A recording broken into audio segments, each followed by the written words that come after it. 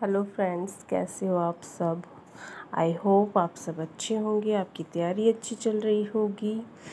तो चलिए, हमने जो हिंदी स्टार्ट कर रखी है 15 नंबर वाली कॉमन सेक्शन की, उसमें आज 1 नंबर और पक्का करते हैं। तो हिंदी में हमने संज्ञा कर ली है कंप्लीट। उसकी मैंने प्रीवियस ईयर पे क्वेश्चन भी करवा दिए हैं, कुछ एक रहते हैं वो मैं आज शॉर्ट्स में डाल दूँगी, ठीक है।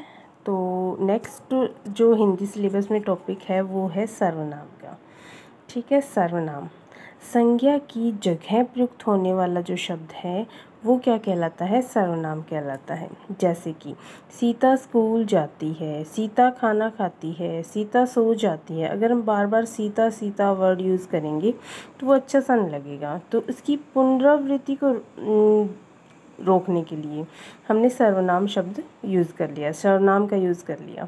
जैसे सीता स्कूल जाती है, वह खाना खाती है, वह सो जाती है। तो यहाँ पे जो वह शब्द है वो क्या है, सर्वनाम है, क्योंकि वह जो है वो संज्ञा के स्थान पर प्रयुक्त हुआ है, ठीक है।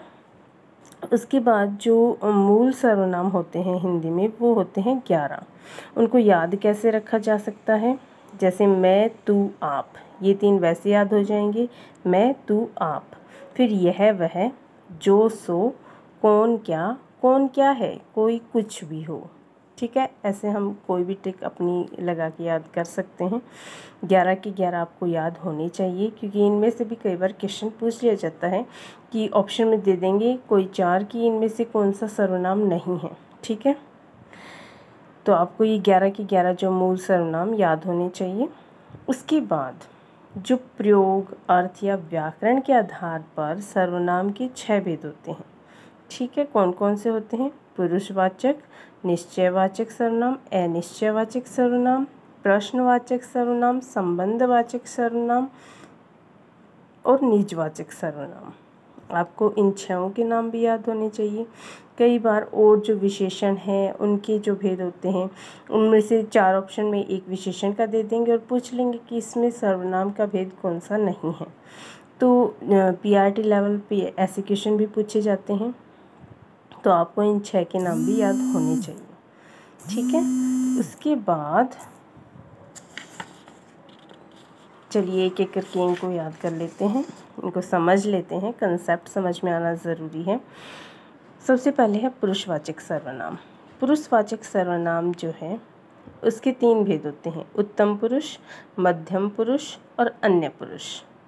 कई बार प्रथम पुरुष जो है वो ऑप्शन में दे दिया जाता है, लेकिन ये प्रथम पुरुष संस्कृत का है, हिंदी का नहीं है, ठीक है।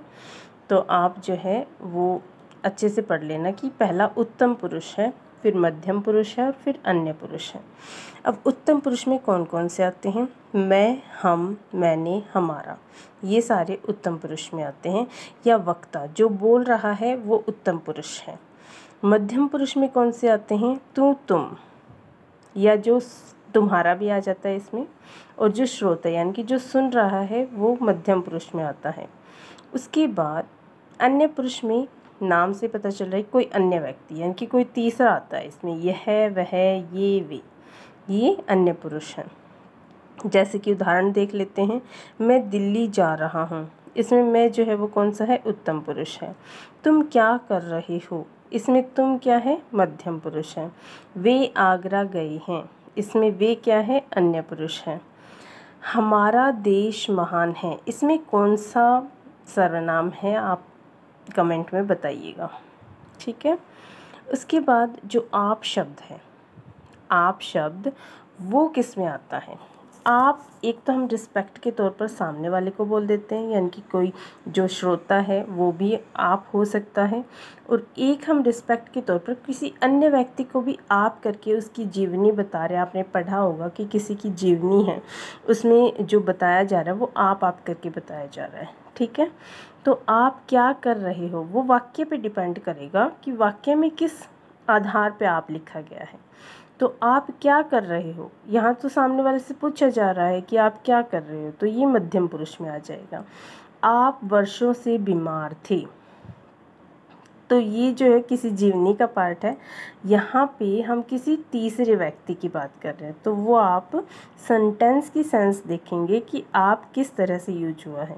एक आप निजवाचक में भी आएगा जो हम आगे पढ़ेंगे, वो भी बताऊंगी कैसे समझ में आता है। तो ये जो है अन्य पुरुष है, ठीक है। उसके बाद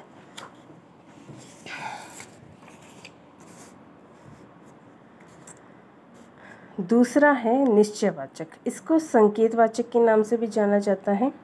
निश्चयवाचक सर्वनाम यानी कि इसमें चीज़ें जो वो निश्चित होती हैं कि ये यही चीज़ है। जैसे यह पंखा है, यह पंखा है तो यह पंखा ये निश्चित है। ये किताबें हैं, ये एक निश्चित चीज़ की बात कर रहा है। तो देखो ये तो अन्य पुरुष में भी आए थे, लेकिन ये निश्चयवाचक में भी है।